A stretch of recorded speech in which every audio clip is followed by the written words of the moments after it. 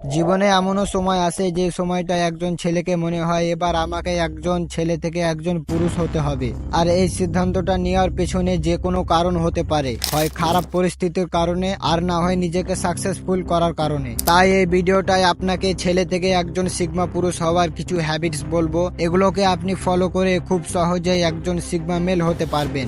Habits number 1, purpose.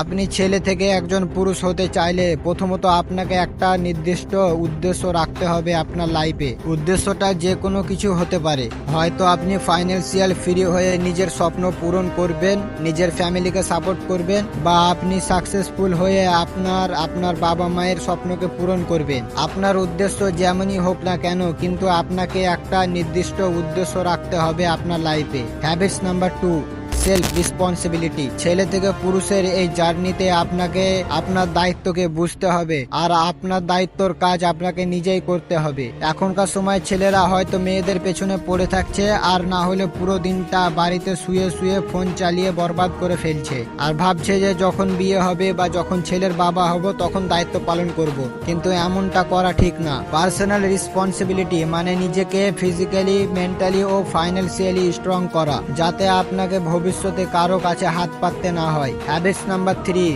Main mindset. একজন ছেলের চিন্তা ধারণা আর একজন পুরুষের চিন্তা ধারণার মধ্যে অনেক বড় পার্থক্য থাকে। ছেলেরা হেরে যাওয়াকে ভয় পায়, নতুন নতুন কিছু শুরু করাকে ভয় পায়, আর ওরা অন্যজনকে ফলো করতে পছন্দ করে। কিন্তু একজন পুরুষ এমনটা হয় না। ওরা কখনোই কোনো কিছু করতে ভয় পায় না। ওরা পুরোপুরি নিজের ফ্যামিলির ওপর ডিপেন্ডেন্ট হয় না। ওদের ফাইন্যান্সিয়াল বা ফ্যামিলিতে কোনো প্রবলেম এলে ওরা নিজের লক্ষ্য থেকে সরে যায় না, লক্ষ্যের ওপর লেগেই থাকে, আর ওরা হেরে যাওয়াকে কখনোই ভয় পায় না। Habits number 4, make good friends. আপনাকে সঠিক বন্ধু নির্বাচন করতে হবে। আপনাকে ওই সমস্ত ভীত ও নোংরামু বন্ধুদের থেকে দূরে থাকতে হবে, আর যাদের মাইন্ডসেট একজন সিগমা মেলের মতো, আপনাকে তাদেরকে বন্ধু বানাতে হবে। হ্যাবিটস নাম্বার 5, সেভিং মানি। যখন ছেলেরা ইনকাম করতে শুরু করে তখন তারা ভাবে যে আমাদের ছোট থেকে নিয়ে এখনো পর্যন্ত যত ইচ্ছে আছে এবার আমরা সব পূরণ করব। তারপর তারা স্যালারির সব টাকা খরচা করতে শুরু করে দেয়, আর এই অভ্যাসটাই তাদের ভবিষ্যৎকে অন্ধকার করে দেয়। কিন্তু এমনটা করা উচিত না।